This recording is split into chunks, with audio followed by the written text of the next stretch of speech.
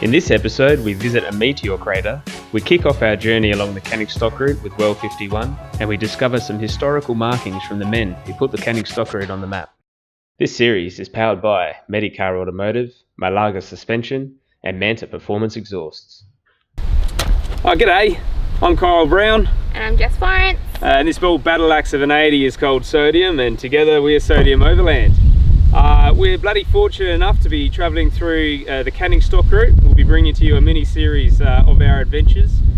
We're going from north to south, which starts at Well 51 and finishes at Well 1. Yep. And we hope to be bringing a little bit of flora, a bit of fauna, a bit of our four drive adventures. And I don't know, what do you expect to see? A lot of corrugations. A lot of corrugations. And sand dunes. We'll try not to capture every bump. Before we go into any detail, I want to take you straight to a really iconic location which is just north of the Canning Stock route itself. So here we go. Alright, here we are at Wolfe Creek Crater. Now the movie Wolfe Creek, you might know as that old guy that tries to kill all those young people. But I'd like to think that Wolfe Creek is more notorious for the second largest meteor crater in the world and the first largest in the southern hemisphere.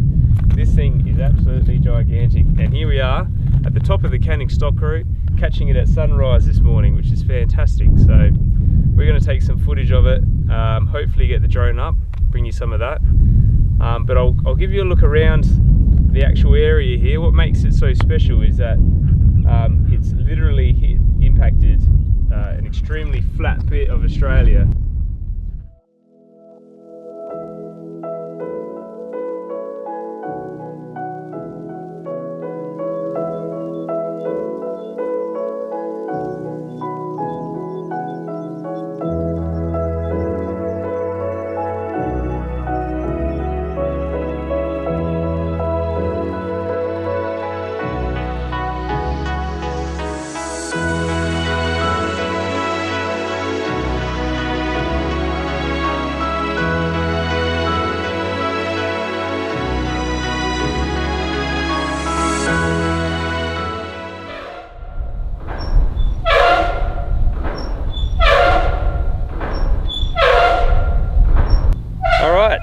So we made it to well number 51, which is the northernmost well on the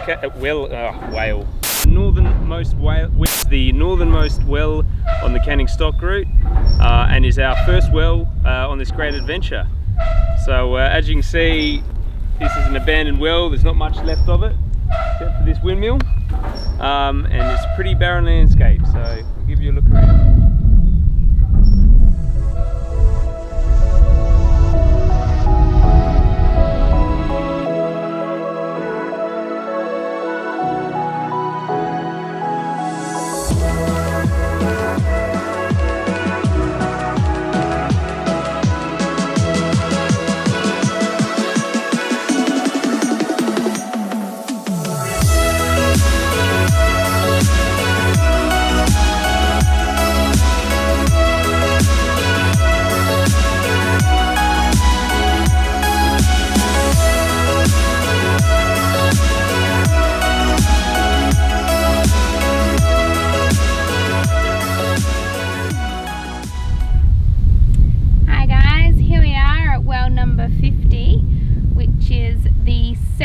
Well on our journey down the Canning Stock route, and it is where we'll be setting up camp this evening. This well is very much abandoned.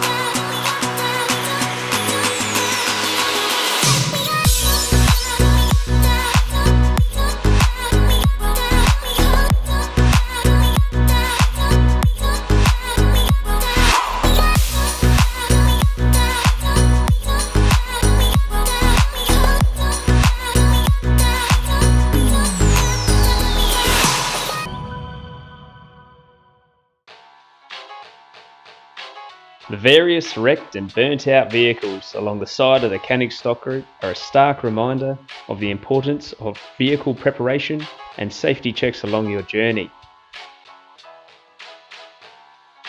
You may think this is just the old relics, but as we can see here, this late model Prado has hit some misfortune.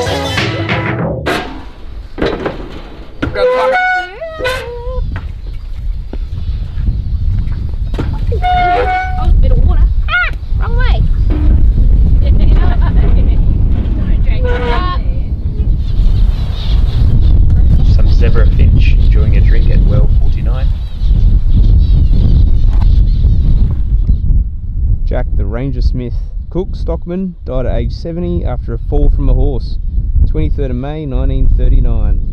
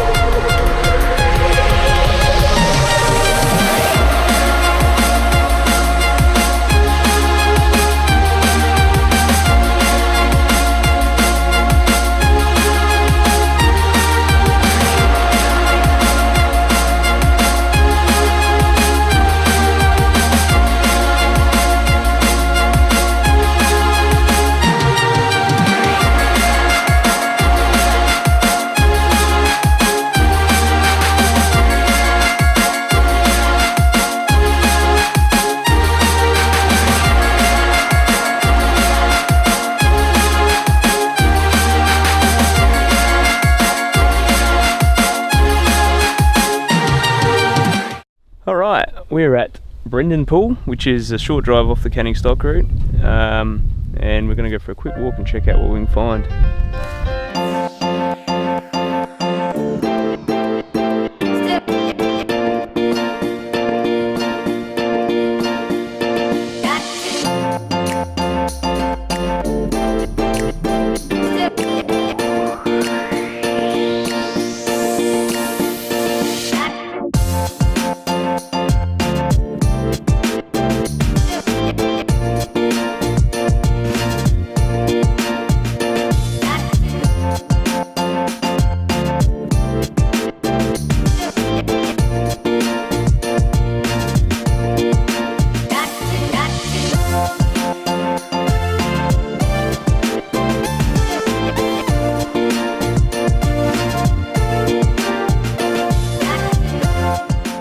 Deep in the Bredon Hills lies Godfrey's Tank, and with it some of the engravings of the original explorers and drovers of the time.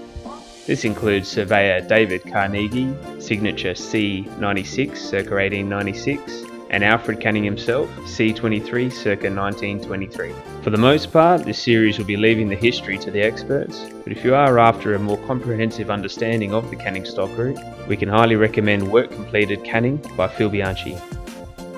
In the next episode, we check out some more wells, come across a slippery desert resident, and set up camp in the magic of the She-Oak Desert Forest. To continue the adventures down the canning stock route, support us by subscribing to the Sodium Overland YouTube channel.